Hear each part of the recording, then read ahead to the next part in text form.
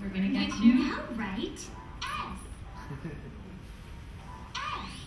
And we worked really carefully with the motion to make sure that we actually were doing the letters the way that kids are learning them in kindergarten and first grade.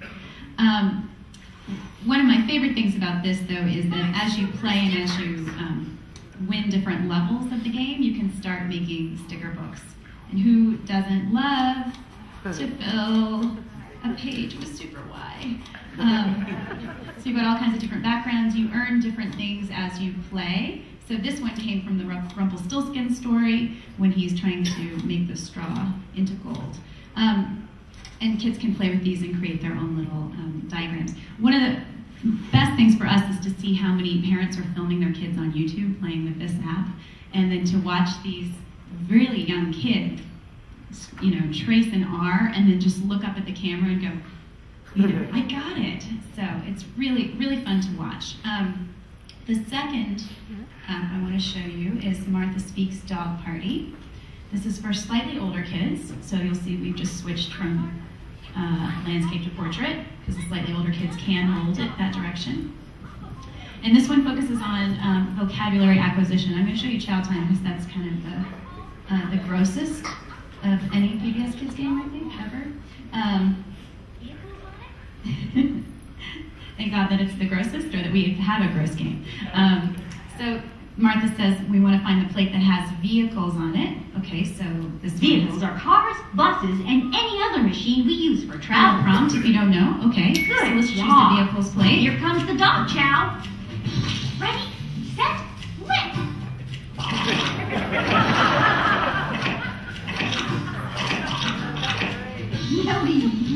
Let's feed another dog. Okay, so highest replayability of any part of any of our apps is that one right there. Kids go through a gazillion words so they can lick those plates. One of the things that we built into the study was a parent app on that iPod Touch so that parents could also record things they were observing their children doing. And we got all kinds of great recordings of parents saying things like, at the dinner table tonight, my child used the word teal. How did she learn teal? I realized it was from this app. So we got some really good reinforcement from parents. This app in particular, at the end of the 2-week study, we saw a 31% increase in vocabulary acquisition included in this game over that period of time. And so that says something to us about the power that is in these kinds of apps for real learning development. So I encourage you all to take a look. pbskids.org/mobile is where the apps are.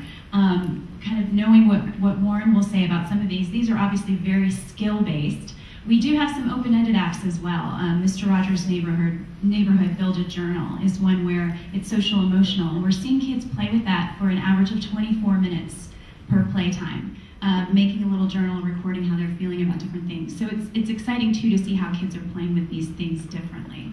And so with that, I think I'll turn it over back to Rob for conversation. Rob, also just on the findings from the research study, you can find those in the... Yes, in the report that you have. Well, two things. One is PBS just launched its main app as well, if you were to watch its preview of its programs that's accompanying to its iPad app. But the second thing is, are you getting any parent recordings of children at dinner time just licking their plates? Haven't seen that yet, but I wouldn't be surprised.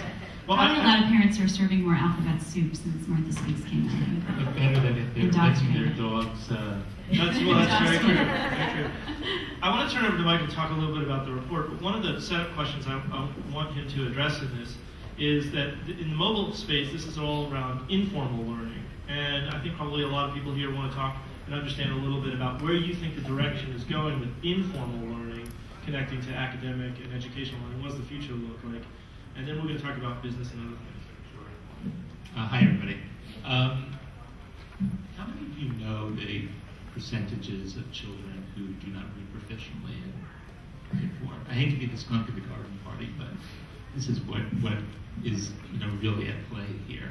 We can do all this entertainment stuff. Kids are learning lots of things from entertaining products that we've talked about this morning. But I want to tell you about the crisis if you don't know about it. So, what percentage of children who are from low-income households are basic readers by grade 4? Is it more than 50% or less than 50%? Less. Less. It's less. It's a bit less. And what percentage do you think of African Americans at grade 4, and this is actually controlled for income, are proficient readers? There's basic, proficient, and advanced. Anybody want to guess? More than 25%, more than 50%, less than 25%. Under 14%, 1-4. So it's a little bit daunting when you think about this question, Rob, about what are kids doing during if they're less than 8, 4.5 to 5 hours a day of media consumption, and if they're more than 8, 7.5 to 8.5 hours of media consumption. So informally, we've got to figure out a way to come up with a better and more balanced diet of media consumption. And that's what this report is about. That's what PBS has been doing a lot of pioneering work on, and what my organization, Joan Ganz Community Center, which is based at our mothership, Sesame Workshop, has been doing a lot of work on. So last year, as a precursor to this report, we took a look at the then slowly emerging apps explosion in the iPhone, iTunes store, and we found, here's another really interesting factoid.